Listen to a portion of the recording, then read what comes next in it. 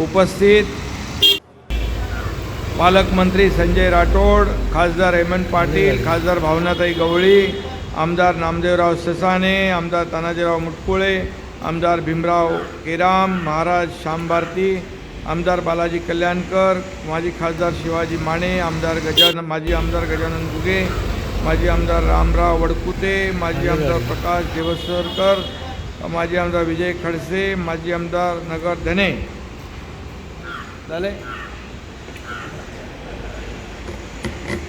व्यासपीठावरील सर्व सन्मान्य मान्यवर आणि समोर उपस्थित शेतकरी बांधव भगिनी आणि पत्रकार मित्रांनो, सगळ्यात आधी मी कळंबच्या चिंतामणी गणेशाच्या चरणी कोटी कोटी प्रणाम करतो, वंदन करतो.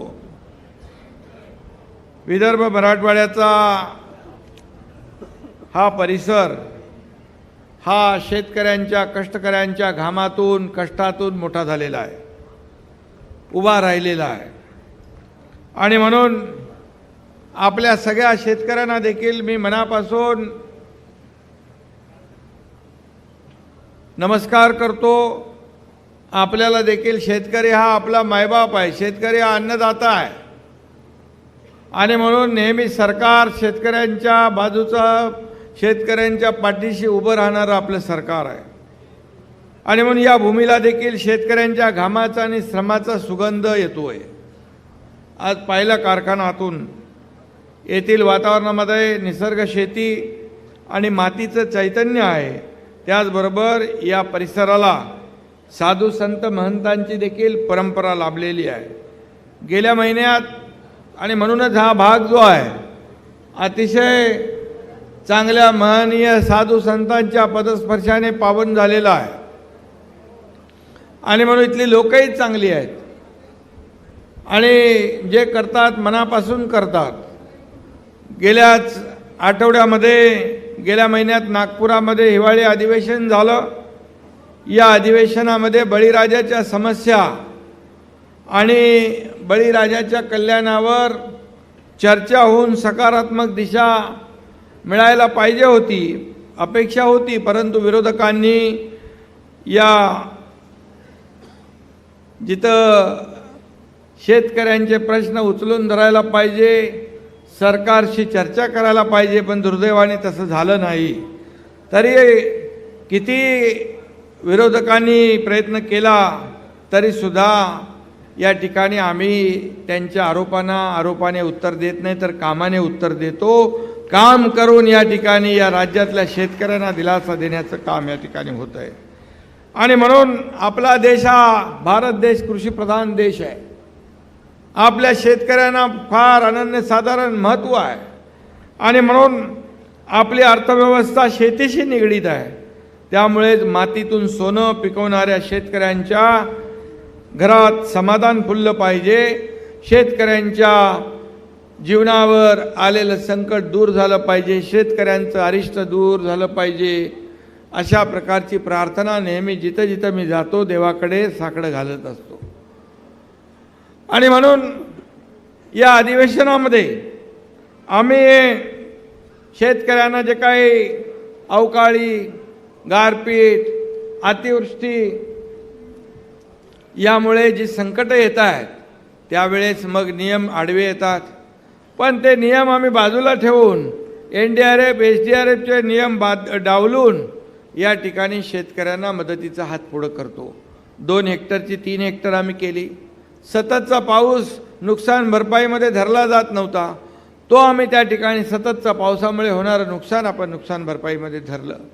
अनेक ठिकाणी जे काय आता 40 गावं, तालुके जे दुष्काळग्रस्त दाखवलेत तिथे पुन्हा आपण सर्वे केला आणि राज्य सरकारच्या वतीने 1221 मंडळं जी आहेत ती देखील आपण त्याची यादी तयार केली. शेवटी आपल्याला शेतकऱ्यांच्या बाजूने उभं राहायचं आहे.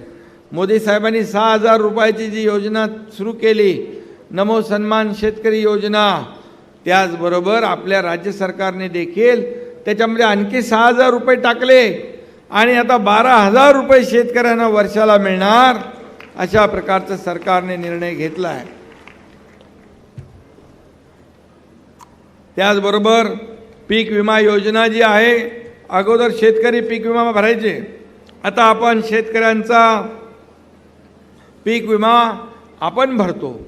आणि मला आठवतं आहे की ज्या त्या ठिकाणी नुकसान झालं आहे तिकडे अग्रिम 25%, संजय बरोबर आहे ना, अग्रिम संजय राठोड, अग्रिम आपण 25% रक्कम देखील द्यायला सुरुवात केली.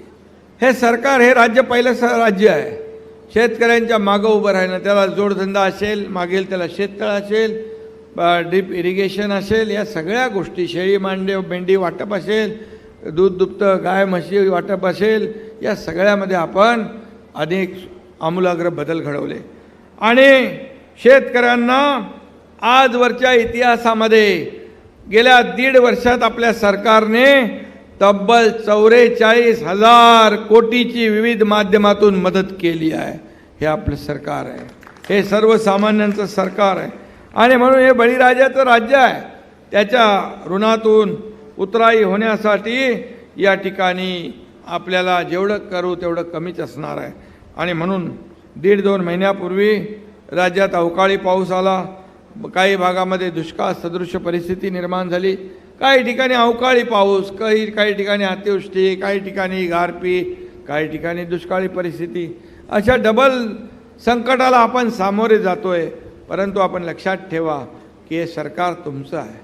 एक शेतकऱ्याचा मुलगा हा मुख्यमंत्री झालेला आहे, त्यामुळे शेतकऱ्याचे अश्रू पुसण्यासाठी हा मुख्यमंत्री वेळ प्रसंगी बांधावर जातो, शेतावर जातो. अधिवेशन चालू असताना नागपूरमध्ये देखील ज्या ठिकाणी धानाचं नुकसान झालं तिकडेही गेला, फळबागाचं नुकसान झालं तिकडं आम्ही गेलो. शेवटी घरात बसून या सगळ्या गोष्टी समजत नाहीत. थेट आपल्याला गावात जावं लागतं, शिवारात जावं लागतं, शेतावर जावं लागतं, बांधावर जावं लागतं. तेव्हा आपल्याला जी काय रिअल स्टोरी, खरी हकीकत आपल्याला माहिती पडते. त्यामुळे तुमच्यातलाच एक कार्यकर्ता, तुमच्यातलाच एक शेतकऱ्याचा मुलगा आज या राज्याचा मुख्यमंत्री आहे. का त्यांनी काय आपण शेतकऱ्याच्या मुलानं मुख्यमंत्री होऊ नये का? फक्त सोन्याचा चमचा घेऊन आलेल्या लोकांनीच मुख्यमंत्री व्हावं, ज्याची राजकीय पार्श्वभूमी मोठी आहे त्यांनीच मुख्यमंत्री व्हावं असं काय कायदा आहे? आज उद्या तुमच्यातलाच एक कोणी माणूस, सर्वसामान्य माणूस या राज्याचा मुख्यमंत्री होऊ शकतो, शेतकऱ्याचा मुलगा मुख्यमंत्री होऊ शकतो. अशा प्रकारचं या ठिकाणी आज सरकारचं आपण काम सुरू केलेलं आहे. आणि म्हणून आज खूप लोकांना पोटदुखी आहे की गेल्या 1.5 वर्षामध्ये जे आम्ही काम केलेलं आहे. खरोखर आपल्याला सांगतो, मी आणि देवेंद्र फडणवीसजी दोघंच पहिल्या वेळेस शपथ घेतली, मुख्यमंत्री आणि उपमुख्यमंत्रीपद. कॅबिनेटमध्ये आम्ही दोघंच होतो. त्याच दिवसापासून या मराठवाड्यातल्या दुष्काळग्रस्त भागाला, विदर्भातल्या दुष्काळग्रस्त भागाला पाणी मिळालं पाहिजे, वाहून जाणारं पाणी अडवलं पाहिजे. मराठवाडा वॉटर ग्रीड सायडिंगला लावली होती, ती आम्ही मेन स्ट्रीममध्ये आणले. आणि त्याला देखील आम्ही प्रधानमंत्री महोदयांना विनंती केली आहे की एवढ्या मोठ्या प्रकल्पाला आम्हाला तुमची मदत पाहिजे, आम्हाला तुमचे आशीर्वाद पाहिजे. आणि मी आपल्याला सांगतो, केंद्र सरकार आणि राज्य सरकार मिळून या राज्याचा विकास करत आहे. हे डबल इंजिनचं सरकार सुरू आहे. आणि म्हणूनच गेल्या 2.5 वर्षात मागच्या जे बंद झालेले प्रकल्प, बंद पडलेले प्रकल्प, जसं आपण बंद पडलेला होता ना रे, 8 वर्षापासून बंद पडलेला प्रकल्प आपल्या हेमंत पाटीलने चालू केला. असे अनेक प्रकल्प राज्यात सुरू झाले, लोकांमध्ये चलती झाली, लोकांचे सणवार उत्सव सुरू झाले, सगळे निर्बंध काढून टाकले, मोकळा श्वास लोक घेऊ लागले. आणि म्हणून या राज्यामध्ये विकास सगळीकडे दिसू लागला. आणि म्हणूनच समृद्धी महामार्ग असेल आपल्याकडे पण, तो आणायचा आहे ना आपल्याला, जालना नांदेड तुमच्याकडे पण आम्ही आणणार आहोत समृद्धी हायवेचा. आणि पार गडचिरोली भंडारा गोंदियापर्यंत न्यायचं आहे. हे सगळं कामं जी बंद होती ती चालू केली. आज एक शेवटचा टप्पा बाकी आहे त्याच्यामध्ये. आणि म्हणून हे सगळं कामं जी आहेत आपण हे लोकांसाठी, शेतकऱ्यांसाठी, कष्टकऱ्यांसाठी करतोय. आणि म्हणूनच आज आपल्याला मी सांगतो की जवळपास या योजनेमध्ये या विम्याच्या आपण जो 1 रुपया विमा केला आहे त्याच्यामध्ये जवळपास 1,70,00,000 शेतकऱ्यांनी हिस्सा घेतलेला आहे. 177% शेतकरी त्याच्यामध्ये सामील झालेले आहेत.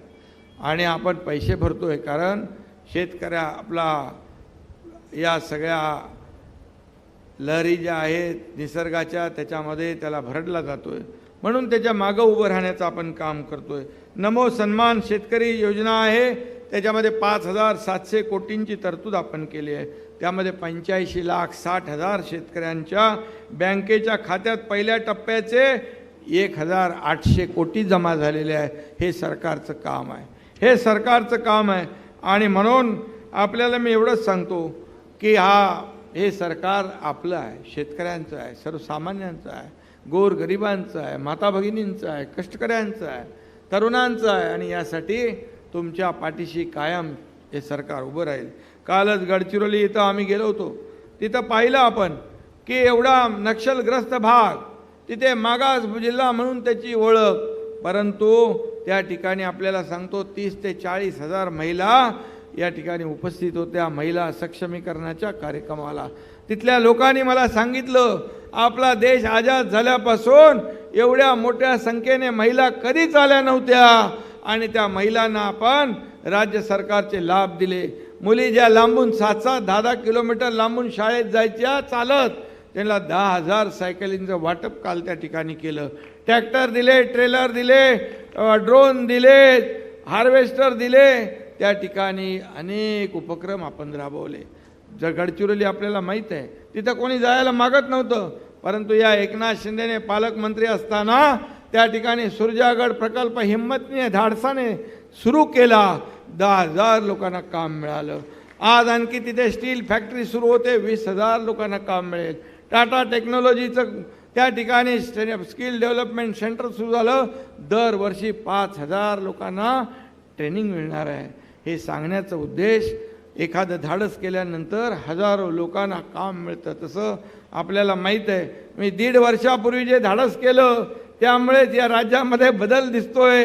या राज्यामध्ये आपल्या सगळ्यांच्या आशीर्वादाने आज जो काय बदल झाला आहे, लोकांच्या मनातलं सरकार स्थापन झालं आणि लोकांना आज विविध योजना, विविध लाभाचा फायदा होऊ लागला. हेमंत पाटील इकडे बसलेले आहेत, त्यांनी या ठिकाणी साखर कारखाना सुरू केला आहे. बंद पडलेला 8 वर्षापूर्वीचा बंद पडलेला कारखाना आपण सुरू केला. आणि म्हणून मी आपल्याला एवढंच सांगतो की या ठिकाणी मला येताना त्यांनी सांगितलं 26,000 शेतकरी यामध्ये हे आहे, सभासद आहेत, आणि बाकी आणखी त्यांच्यावर अवलंबून असणारे 15,000 आणखी लोक, म्हणजे 26,000 कुटुंब, म्हणजे 1 लाखापेक्षा जास्तीचे लोक आज या ठिकाणी या कारखान्यावर त्यांच्या उपजीविकेचं साधन मिळणार आहे. हे पुण्याचं काम आहे. त्यामुळे तुम्ही असंच काम करत राहा. असे साखर कारखाने तुमचे असेच भरभराट होऊ द्या. साखर कारखान्यांबरोबर लाखो शेतकऱ्यांना त्याचा फायदा होऊ द्या. अशा प्रकारच्या आपल्याला मी शुभेच्छा या ठिकाणी देतो. शेतकऱ्यांच्या आत्महत्या कमी करण्यासाठी आम्ही टास्क फोर्सचं आयोजन केलं आहे. त्यामध्ये देखील एक जरी शेतकऱ्याची आत्महत्या आपली थांबवता आली ते तरी समाधान फार मोठं आहे. आणि म्हणून त्याचं कुटुंब वाचतं, परिवार त्याचा उघड्यावर पडतो, तो थांबतो, वाचतो. या सगळ्या गोष्टी ज्या आहेत हे सरकार त्यामध्ये काम करतं आहे. प्रगतशील शेतकऱ्यांना प्रोत्साहन देण्यासाठी आधुनिक तंत्रज्ञानाचा स्वीकार केला पाहिजे. सेंद्रिय शेती केली पाहिजे, ऑर्गॅनिक शेती केली पाहिजे. त्याचबरोबर आधुनिक शेतीकडे देखील वळलं पाहिजे. त्या ठिकाणी क्लस्टरमध्ये आपण आलं पाहिजे. कालच पाशा पटेल यांनी मुंबईमध्ये एक जगभरातल्या सगळ्यांचं एक्झिबिशन लावलं होतं. त्यामध्ये बांबूची लागवड कशी करायची. बांबू हा अतिशय आपला त्याला काय म्हणतो आपण, ग्रीन गोल्ड आहे, हिरवं सोनं आहे. ते मलाही माहीत नव्हतं. मला पाशा पटेलनी 4-5 वेळा येऊन भेटल्यानंतर मी ते मनरेगामध्ये टाकलं आणि मनरेगामध्ये हेक्टरी 7 लाख रुपये त्याला अनुदान दिलं जातं बांबू वाढवायला.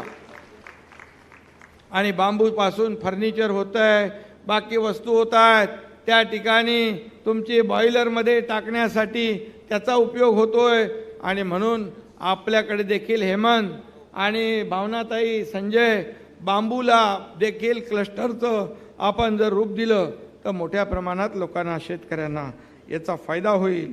आणि खऱ्या अर्थाने शेतीला जे काय एक जोडधंदा या ठिकाणी शेतकऱ्यांना मिळेल.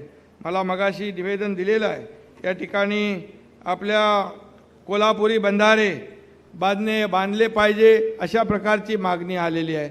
नक्की सरकार जे जे शेतकऱ्यांचं हिताचं आहे ते नक्की केल्याशिवाय राहणार नाही, हा शब्द आपल्याला देतो. त्याचबरोबर जे कालवे आहेत ते काळ्या मातीतले आहेत, पाणी पूर्ण टेलेंडला जात नाही, तर आपल्याला ते सिमेंटच्या लाईनिंग केल्या पाहिजे. बरोबर आहे, तसं केलं तर फायदा होईल. नक्की त्याचा विचार आपण करू आणि त्यासाठी जे जे काही निर्णय आपल्याला घ्यायचे आहेत ते आपल्याला घेता येतील. त्याचबरोबर मगाशी हेमंत पाटील यांनी सांगितलं की 24 वर्षापासून रखडलेल्या पेनगंगा नदीवर 7 जे बंधारे आपण बांधले ते बंधाऱ्याला मंजुरी आपण दिलेली आहे. ते टेंडर लवकर निघाले पाहिजे, तर त्याचा फायदा होईल. मी तात्काळ त्या संबंधित अधिकाऱ्यांना या बाबतीमध्ये सांगतो, तो देखील आपला निर्णय लागेल.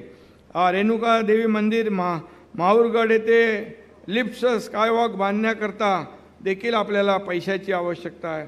DPRला मंजुरी मिळालेली आहे. 50 कोटी मिळालेत. मग मिळालेत, मग अजून का पाहिजे? हे घेऊन ठेवतात आणि नंतर सांगतात. चांगलं आहे, ते जेवढं करतील तेवढं चांगलं आहे.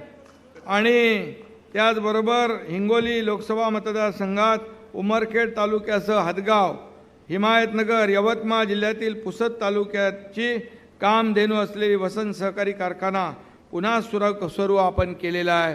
आणि मगाशी मी म्हटलं त्यांना या सर्व शेतकऱ्यांना पुन्हा आपण एक संजीवनी प्राप्त करून दिलेली आहे. त्यामुळे मी आपल्याला मनापासून धन्यवाद देतो, मनापासून आपलं अभिनंदन करतो. आपण एक हळद केंद्र देखील सुरू केलं बाळासाहेबांच्या नावाचं, त्याला देखील 100 कोटी आपण दिले. त्याचा तिथं बघितलं मी बुकलेट, एकदम छान हळद आहे. कुठल्या जात क्वालिटीची? आसाम, सेलम. आणि त्याच्यामध्ये मोठ्या प्रमाणावर हळदीमध्ये पण प्रकार आहेत.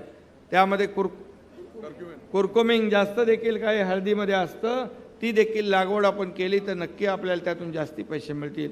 दुसरं आपण आणखी काहीतरी केलंय ना हिंगोलीमध्ये,